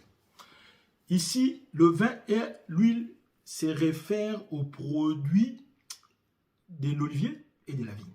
Voilà, c'est ça. Donc, il est question, parce que le peuple se réfère à l'olivier, le peuple se réfère à la vigne. Alors, le vin ici, nous le prenons, le vin est corporé dans les vins. C'est pourquoi nous allons dire, il ne faut pas faire du mal au vin. Pourquoi pas l'huile? Parce que l'huile retient maintenant ces vins. Parce que l'huile, c'est le Saint-Esprit. C'est l'Esprit qui garde l'enseignement. Le vin, c'est la parole de l'Alliance. Or, la parole de l'Alliance est attachée à l'orge, est attachée au blé. Vous voyez? Donc, la deuxième exigence, quand vous vendez les blés, c'est qu'il ne faut pas faire du mal au vin. Nous allons lire. Nous sommes dans Jean 2, le verset 9 jusqu'au verset 10. Quand l'ordonnateur du repas ait goûté l'eau changée en vin, ne sachant d'où venait ce vin, tandis que le serviteur qui avait apporté de l'eau le savait, il appela l'époux, lui dit, tout homme sert d'abord les bons vins, puis les moins bons vins après. Vous voyez? Donc, les bons vins et les mauvais ou les moins bons. Matthieu 9, le verset 17. On ne met pas non plus du vin nouveau dans les vieilles outres. Vous voyez? Autrement dit, les outres se rompent, le vin se répand et les outres sont perdues. Mais on met le vin nouveau dans les outres neuves et le vin et les outres se conservent. Voilà, c'est ça. Donc, les vins nouveaux et les vins anciens, il est question de parole de l'Alliance.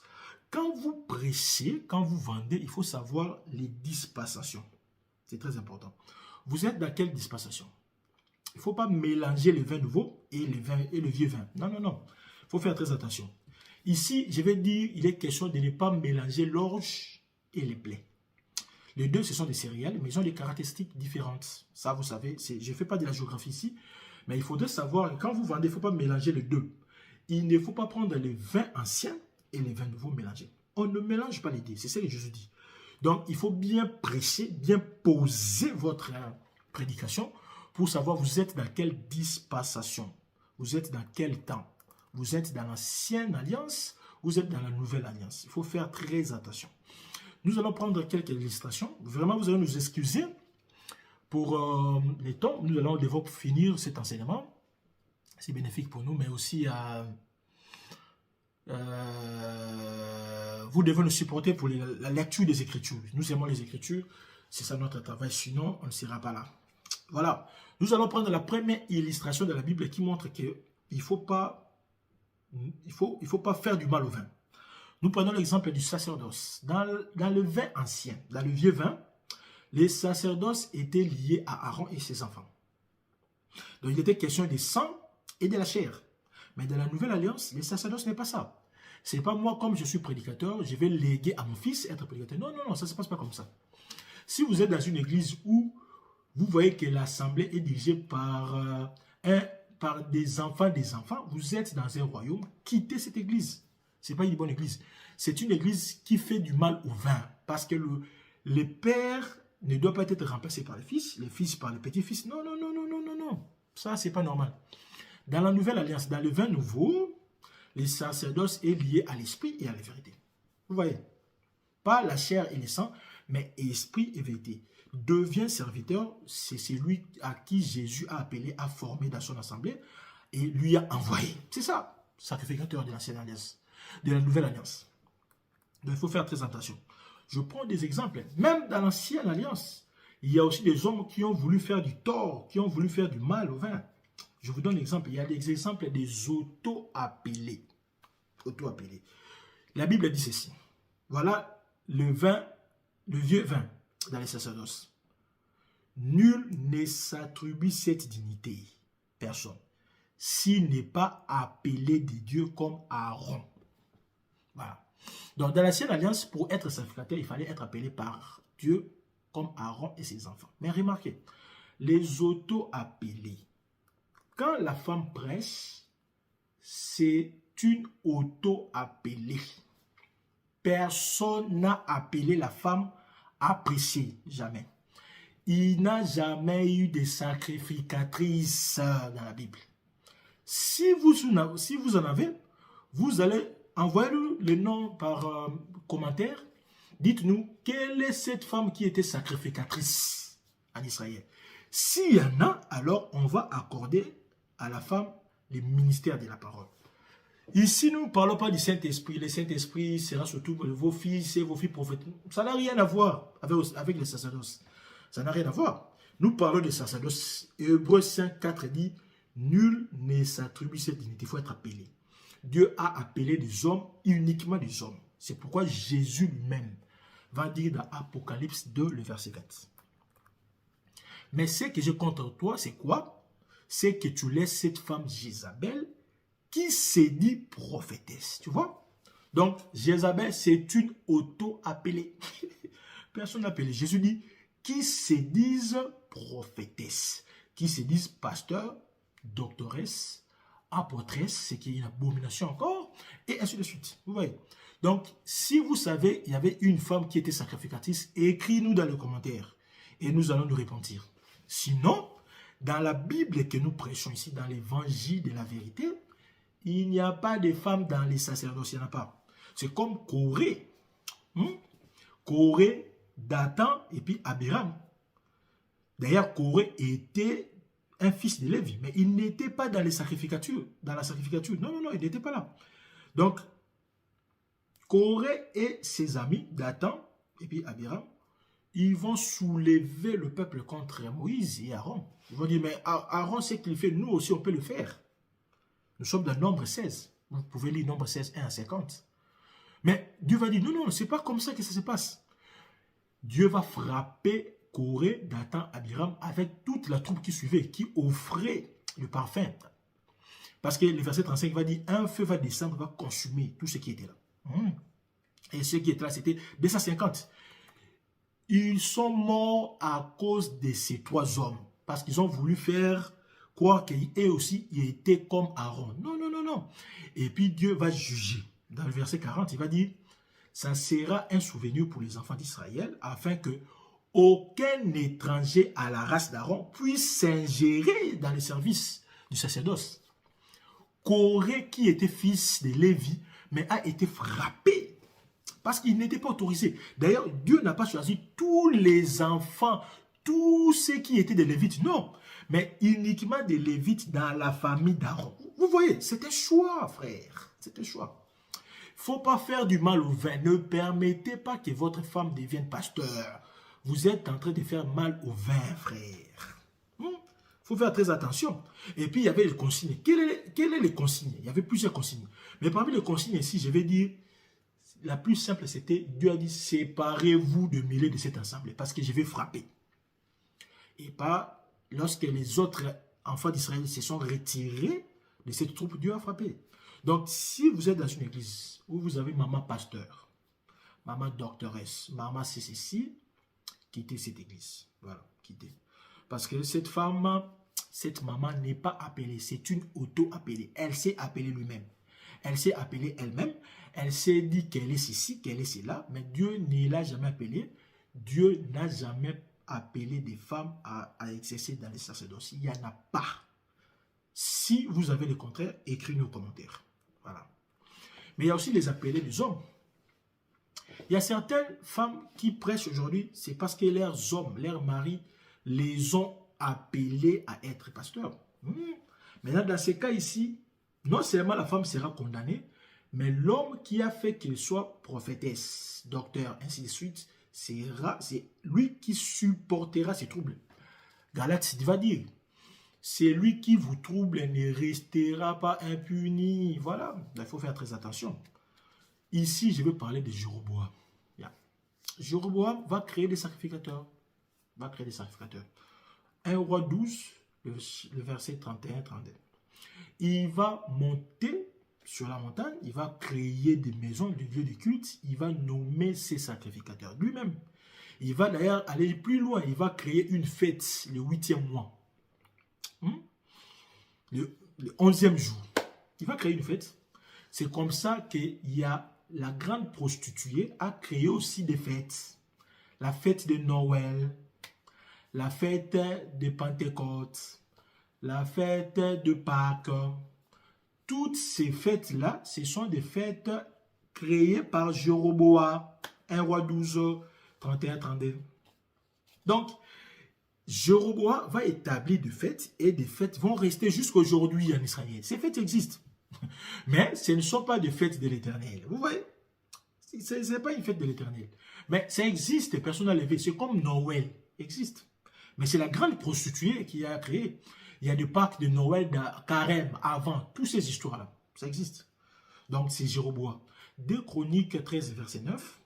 Là-bas, Jéroboam va faire quoi? Jéroboam va dire que quiconque qui va donner un cadeau, un présent de taureau, 7 béliers, il sera consacré sacrificateur. Donc, apporter un taureau, 7 béliers, je vous consacre sacrificateur. Donc, c'est aujourd'hui le pasteur qui demande à leur soif d'amener de l'argent. Donnez-moi 1000 $, je vais vous faire pasteur. Je vais venir et je vais vous reconnaître. Je vais vous reconnaître. Cet enseignement de reconnaissance ministérielle n'a pas de fondement biblique. Il n'y en a pas.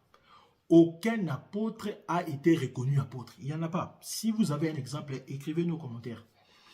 Parce qu'on confond la main d'association avec la reconnaissance. Non. Mais vous prêchez, vous êtes contre l'ordination, contre la consécration des ministres, mais vous reconnaissez la reconnaissance. Ça n'a pas de sens.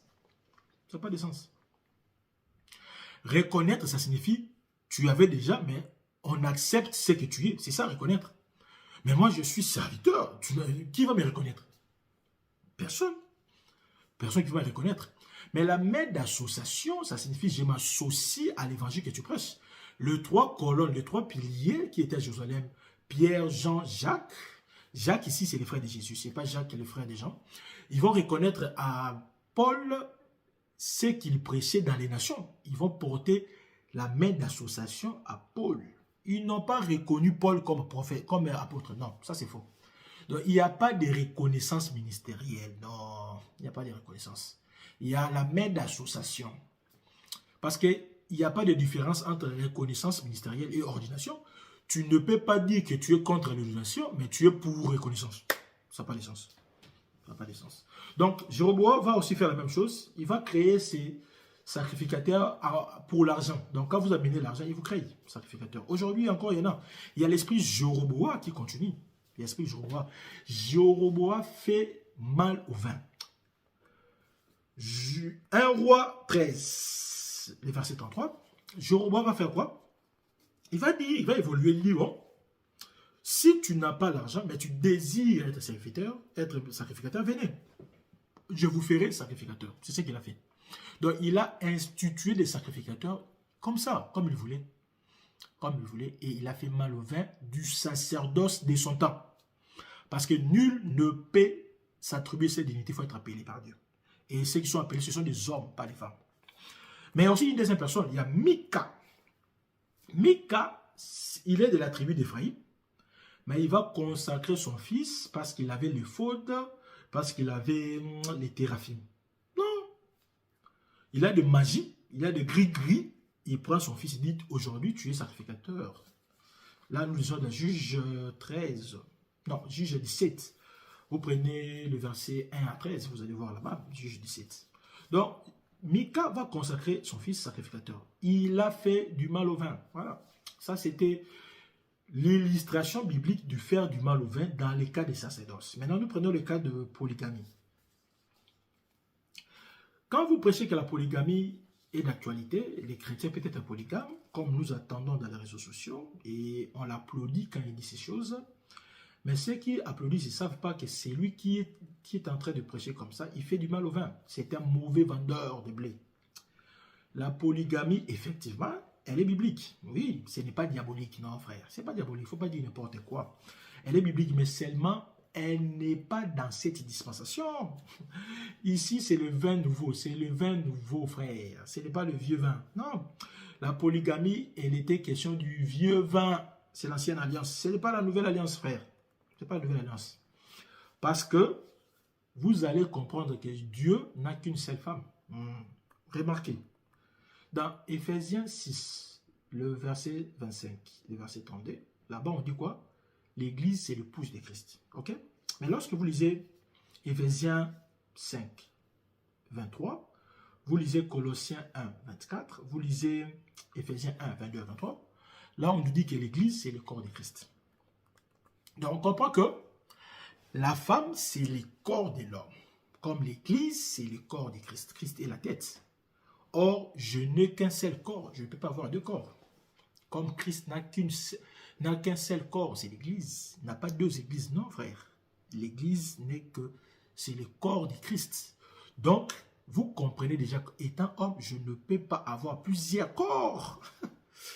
J'ai qu'un seul corps. Or, mon corps, c'est ma femme. Ah, donc, dans la révélation, prophétiquement parlant, je ne peux pas être polygame. Vous voyez? Parce que la polygamie, c'est avoir plusieurs femmes. Mais moi, je n'ai qu'un seul corps. Je ne peux pas avoir d'autres corps. Donc, si j'ai d'autres corps, je deviens un zombie. Vous voyez? Donc, la polygamie ne tient pas. La polygamie ne peut pas tenir parce que Dieu n'a qu'une seule femme. Nous allons le voir quand nous allons marcher ici. C'est justement comme Adam. Pourquoi Adam n'avait pas trois femmes? Pourquoi Adam n'avait pas deux femmes? C'est parce que Ève, c'était le corps d'Adam. Et Adam n'a qu'un seul corps. C'est comme Jésus, le nouvel Adam, n'a qu'un seul corps, l'Église. Adam avait Ève, Christ, comme nouvel Adam, à l'Église. C'est ça le principe. C'est pourquoi Paul dit, dans Ephésiens 6, 5, il dit, c'est grand ces mystères parce que c'est l'Église et le Christ. C'est très important. Donc, quand vous voulez parler du mariage, il faut faire attention. Paul a commencé par la doctrine, il a fini par la révélation. Et pour comprendre les mystères du mariage, c'est dans la révélation. La femme, c'est mon corps, je ne peux pas avoir deux corps, impossible.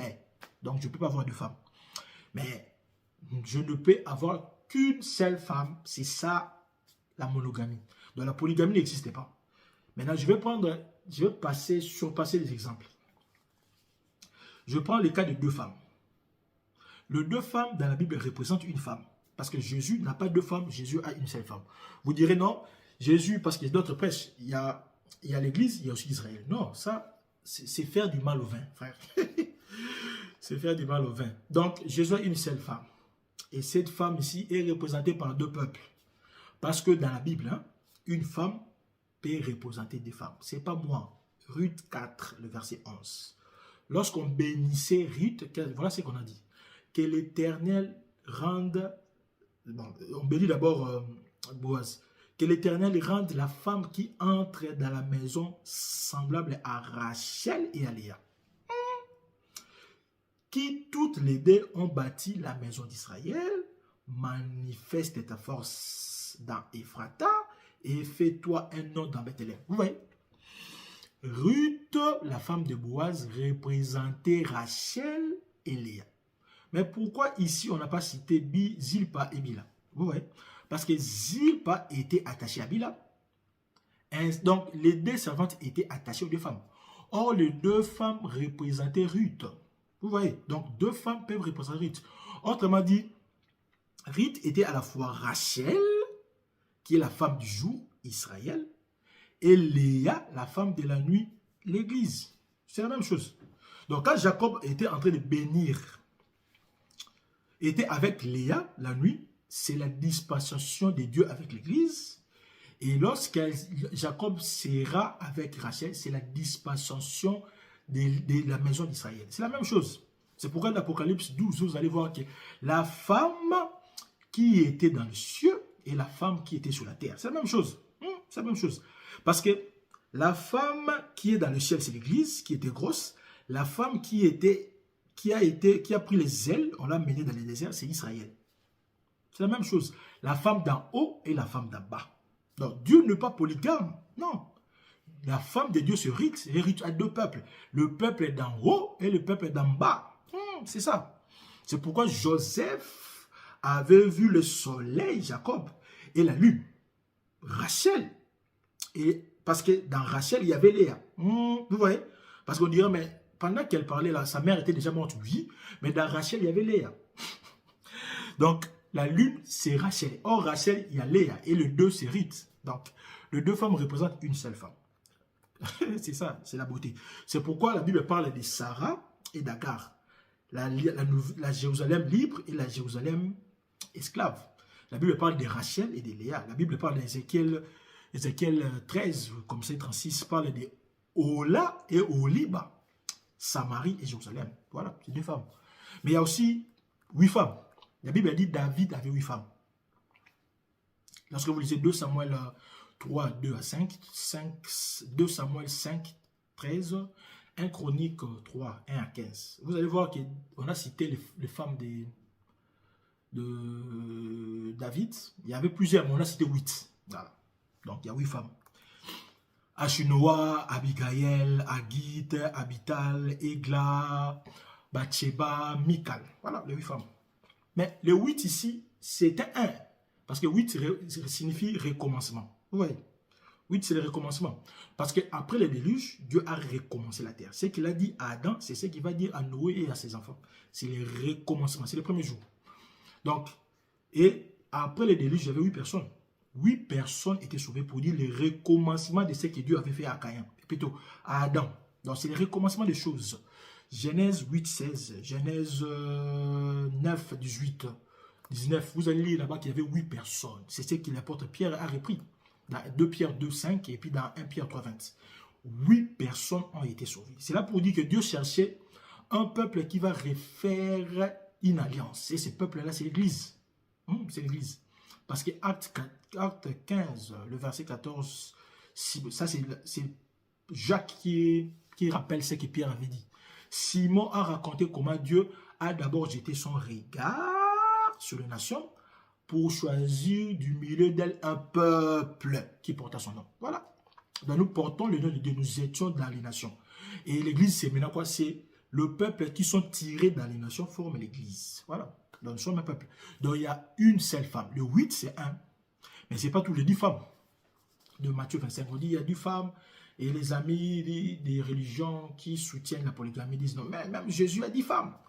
Les 10 femmes, ce n'est pas la parabole. Oui, c'est la parabole. Il y a 10 femmes, oui, j'accepte. Mais les 10 femmes représentent une femme. Représentent une femme. Remarquez, 10 commandements sera réduit à un seul commandement. Ce n'est pas moi. Quand vous lisez Romains 13, 9 ou Galates 5, 14, on dit quoi là-bas? On dit que les commandements, parce que d'ailleurs, je vais chercher cette écriture. Je cherche ça pour vous. Romains 13, 9. En effet, le commandement, tu ne commettras pas d'adultère, tu ne tueras pas, tu ne déroberas pas, tu ne convoiteras pas. Ainsi de suite, a été résumé dans cette parole, tu aimeras ton prochain comme toi-même. Voilà. Donc, les 10 commandements a été réduit par l'amour du prochain. C'est ce que Galates 5, 14 répond. Pourquoi? Parce que je vous ai dit, Jésus va réduire les 10 commandements en 2. Mais l'apôtre Paul va réduire en 1. Est-ce qu'il y a une confusion? Non. Jésus dit, voici les commandements. Tu aimeras ton Dieu de tout ton cœur et tu aimeras ton prochain. Mais d'où Paul a pris cette écriture d'un commandement? C'est dans Jean. Donc, il s'est référé de l'apôtre Jean. Jean a été avec Jésus et par révélation, il a pris. Regarde ce que Jean dit dans 1 Jean 4, 7 à 8. Bien-aimés, aimons-nous les uns les autres, car l'amour de Dieu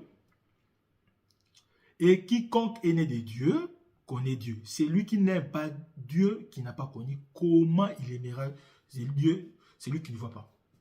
Donc, quand tu aimes ton frère, tu aimes Dieu. Voilà. Donc, l'amour du frère, du prochain, c'est l'amour de Dieu. Ce qui fait qu'il y a un seul commandement. Donc, les 10 femmes de Matthieu 25, c'est une femme. C'est une femme. C'est ce que l'apôtre, le frère Jacques parle de la loi royale. Nous sommes les sacerdoces royales. Il y a la loi royale, aimer le frère, aimer le prochain. Les 1000 femmes de Salomon posent problème aussi. 1 roi 11, le verset 1 à 3. On dit que Salomon avait 1000 femmes. Oui. Mais vous ne citerez que les vieux vins. Vous voyez, vous n'allez jamais donner un verset du Nouveau Testament qui vous appuie dans la polygamie. Il n'y en a pas. Ici, je suis en train d'expliquer que tous les mouvements là des femmes revenaient à une seule femme. 1000 femmes de Salomon, c'est une femme. Parce que 2 Pierre 3, le verset 8, il dit 1000 ans, c'est un jour. Donc, 1000, c'est un. C'est lui-même, Salomon va dire dans Cantique des Cantiques 6, 8 à 10. Il va dire, il y a 60 reines, 80 concubines, et des jeunes filles sans nombre, plusieurs. Une seule est ma colombe et ma parfaite. Une seule. Vous voyez, une femme. Cantique des Cantiques 6, 8 à 10. Vous pouvez lire à la maison. Donc, il faut dire à ces prédicateurs-là, 1000 femmes de Salomon, c'est une femme. D'ailleurs, le livre des Cantiques est écrit pour cette femme-là, la Shunammite, la bergère. Cantique des Cantiques 4, 7, il dit, tu es toute belle, mon ami, et il n'y a point en toi de défaut. Salomon ne s'adresse qu'à la Shunammite, à la bergère. Une seule femme. Parmi toutes les femmes, il n'y a qu'une seule. Parce qu'un jour, c'est 1000 ans. Voilà, donc il ne faut pas justifier votre polygamie. Il ne faut pas justifier votre soif, votre désir d'avoir des femmes. Il ne faut pas justifier votre débauche en faisant du mal au vin. Non, non, frère, il ne faut pas faire du mal au vin. Quand tu prêches la polygamie, tu fais du mal au vin parce que dans la Nouvelle Alliance, voilà ce que dit le vin nouveau. 1 Corinthiens 7, 1, plutôt 2. Toutefois, pour éviter qu'il y ait de l'impudicité, l'impudicité ici, c'est la prostitution. C'est connaître sans verser la dot. Il faut verser d'abord la dot avant de toucher la femme. J'ai déjà dit ça. Et j'ai répondu à nos frères qui nous ont posé la question. Donc, afin qu'il n'y ait pas de prostitution, chacun est sa femme et chaque homme est sa femme. Donc, un seul homme, une seule femme. Une seule femme, un seul homme. Et il va continuer là-bas, il va dire, le corps de l'homme ne lui appartient pas, le corps de la femme ne lui appartient pas. Voilà, ça c'est les mystères des mariages. Et Hébreux 13, 4, il va dire, le mariage soit honoré de tous. Dieu jugera les impudiques, qui sont les débauchés et les adultères. Donc, quand tu as plusieurs femmes dans les vins nouveaux ici, frère, tu es débauché, tu es adultère. Il n'y a pas d'autre choix. Tu peux te consoler comme tu veux, tu es adultère, tu es débauché. Voilà, ça c'est le vin nouveau. Et puis nous allons finir dans le dernier exemple, ici, la dernière illustration, la dîme. Il y a beaucoup de vendeurs de blé qui font du mal au vin en prêchant la dîme. Frère, la dîme, nous avons déjà, et nous le rédigeons toujours, c'était des produits de la terre, pas d'argent. Déjà, quand on vous dit qu'il y a l'argent, vous êtes déjà dans les fonds. C'est une hérésie. Et puis, on ne peut pas soutenir maintenant le paiement physique de la dîme. Pourquoi? Parce que la dîme était dans les sacerdoces lévitiques. Nous sommes dans les sacerdoces royales. C'est ça le vin. Nous sommes dans les vins nouveaux. C'est les sacerdoces royales. Dans les sacerdoces royales, nous n'avons pas de dîme. Nous n'en avons pas. Pourquoi? Parce que la loi qui soutenait aux Lévites de prélever la dîme entre les frères, cette loi a été abolie. Hébreux 7, 12. Les sacerdoces étant changés, il y a nécessairement changement de loi. Donc de la loi lévitique à la loi royale, il n'y a pas de lien, frère. Il n'y a pas de lien. Voilà. Donc déjà, avec cette base, on ne peut plus... ça ne sert à rien de se poumoner. Parce que c'est les vins. C'est les vins nouveaux. Dans les vins nouveaux, il n'y a pas de vin ancien. Donc on ne peut pas parler de dîme dans cette dispensation. Parce que d'ailleurs, vous allez vous rappeler que ni Jésus, ni les apôtres ont parlé de la dîme. Ils n'ont pas prêché la dîme. Pourquoi? Parce que, mettez à remarquer cette chose. Les apôtres et Jésus étaient des juifs. eux-mêmes les Juifs, à leur époque, ils n'ont pas perçu la dîme. Maintenant, toi qui es Congolais, toi qui es Chinois, Américain, avec quelle audace tu as pour percevoir les dîmes? Parce que Jésus n'a pas prêché la dîme. Jésus n'a pas prêché la dîme pour deux raisons. Ah, ça, je t'apprends, frère. La première raison, c'est quoi? La première raison, c'est que Jésus et ses apôtres n'étaient pas des Lévites. Ils n'étaient pas des sacrificateurs. Alors, ils ne pouvaient pas s'hasarder dire en plein Israël de percevoir la dîme. Ils seront lapidés. C'est un défaut de qualité. Jésus n'était pas sacrificateur. Jésus n'était pas lévite. D'ailleurs, dans Matthieu 17, verset 27, Jésus va payer l'impôt. Parce qu'il va demander à Pierre de pêcher. Il va pêcher un poisson, il aura des drames, il va payer l'impôt. Mais les lévites, les sacrificateurs ne payaient pas l'impôt. Non, frère, ça tu ne sais pas. Dans Esdras 7, le verset 24, là, tous ceux qui étaient dans les services, dans les tabernacles, dans les temples, ne payaient pas l'impôt. Mais Jésus a payé l'impôt. Donc, il n'était pas lévite. Mais ce n'est pas tout. La deuxième raison. La deuxième raison, c'est que Jésus, les apôtres qu'il a choisis au milieu des nations, prophétiquement, ils étaient des païens. Vous voyez, c'était des païens. Parce que Acte 26, 17, dit quoi? J'ai choisi du milieu de ce peuple et du milieu de païens vers qui je t'envoie. Paul a été choisi du milieu des nations. Prophétiquement, bien qu'ils étaient des juifs, il faut faire très attention, hein? Bien que les apôtres de Jésus ont été des juifs, prophétiquement, ils étaient des païens.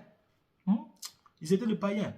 Parce qu'ils ont suivi Jésus, le blasphémateur qui sortait des camps. Lévitique 24, 23 dit que celui qui blasphémait était sorti du camp pour être lapidé. Or, le blasphémateur ici, c'est Jésus. On a fait sortir Jésus en dehors du camp. Et là, on l'a tué. C'est ça lapidé. Alors, tous ceux qui ont écouté Jésus devaient le suivre en dehors du camp. Vous voyez? Donc, sortir d'Israël. Et lorsqu'on l'a suivi, ils sont devenus les gens du dehors. Or, les gens du dehors, ce sont des chiens. C'est cette femme a dit, on donne le pain qui tombe aux chiens. Donc, les apôtres, lorsqu'ils ont suivi Jésus, ils sont devenus des chiens, donc de païens. C'est pourquoi les apôtres n'ont pas payé la dîme. Ils n'ont pas accepté ça parce qu'ils étaient des païens. Ils étaient des nations. Les nations ne payent pas la dîme. C'est ça le vin nouveau. C'est ça le vin nouveau. C'est ça le vin nouveau. Donc, c'était ça notre enseignement. Et nous avons parlé de la vente de blé. Nous avons dit que la vente de blé, c'est une bonne chose. Mais seulement, il faut respecter les consignes. Les consignes, ici, il y a deux exigences. Il faut respecter les mesures et il ne faut pas faire du mal au vin. Voilà, que le Seigneur vous aide, vous qui nous avez suivis. C'était un peu long, mais c'est salutaire pour nous. Que l'Éternel puisse nous aider pour que nous puissions être vraiment de bons vendeurs de blé. Nous puissions respecter la balance, respecter les mesures, 3 mesures d'orge, 1 mesure de blé. Et nous ne puissions pas faire du mal au vin, savoir les dispensations. Nous sommes dans quelle dispensation? On ne prêche pas vaille qui vaille comme ça. Non, ça c'est l'ancienne alliance, la nouvelle alliance. Il faut bien poser les paroles de l'alliance. C'est toujours important. Que le Seigneur nous bénisse et que le Seigneur nous garde. Amen.